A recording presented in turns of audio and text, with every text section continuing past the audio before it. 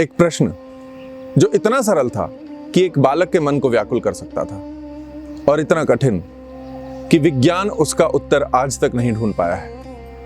एक कथा है नचिकेता की। नचिकेता, जिसके पिता वाजश्रवस एक यज्ञ कर रहे थे। यज्ञ में वो जो गाय दान दे रहे थे वो बूढ़ी थी, कमजोर थी, दूध देना छोड़ चुकी थी। नचिकेता ने सोचा, क्या ये दान सच्चा दान है? नचिकेता ने अपने पिता से पूछा, पिताजी, यदि आप मुझे दान में दें तो किसे देंगे? पिता ने प्रश्न अनसुना किया, किंतु बालक बार बार यह प्रश्न करता रहा।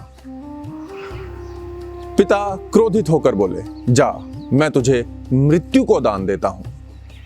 शब्द तीर की तरह मुंह से निकल चुके थे। बालक यमलोक की ओर चल दिया। यमद्वार पर पहुंचकर वो 3 दिन तक खड़ा रहा, भूखा प्यासा, यमद्वार पर खड़ा, अपनी मृत्यु की प्रतीक्षा करता एक नन्हा बालक। यमराज आए। उन्होंने कहा, तुम 3 रातों से मेरी प्रतीक्षा कर रहे हो, मांगो, 3 वरदान मांगो। पहला वरदान मांगा गया, मेरे पिता का क्रोध शांत हो जाए। दूसरा, स्वर्ग की अग्नि का ज्ञान मिले। दोनों वरदान सहजता से दिए गए। तीसरा जो वरदान मांगा वो उस प्रश्न का उत्तर था जिसका मनुष्य सदियों से खोजता आया है, मृत्यु के बाद क्या होता है। यमराज ने कहा, यह ना मांगो, चाहे जो मांग लो, धन संपदा, लंबी आयु, राज्य, शक्ति, चाहे जो मांग लो, किंतु यह प्रश्न छोड़ दो। नचिकेता ने कहा, जो नश्वर है वो मुझे नहीं चाहिए, मुझे इस प्रश्न का उत्तर ही चाहिए।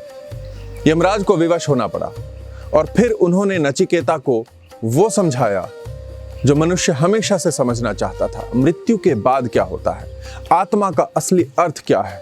इस बात का अर्थ क्या है कि देह वस्त्र है जिसे आत्मा बदल देती है। नचिकेता जब वहां से लौटा तो वो केवल एक बालक नहीं था, बल्कि ज्ञान का वाहक था। यह कथा हमें सिखाती है कि धैर्य और निष्ठा से पूछे गए प्रश्न का उत्तर देने के लिए ब्रह्मांड को भी विवश होना पड़ता है। यह कथा हमें सिखाती है कि सत्य के लिए प्रश्न करना अपराध नहीं है। यह कथा हमें सिखाती है सच्चे ज्ञान के लिए क्षणिक सुखों का त्याग करना पड़ता है।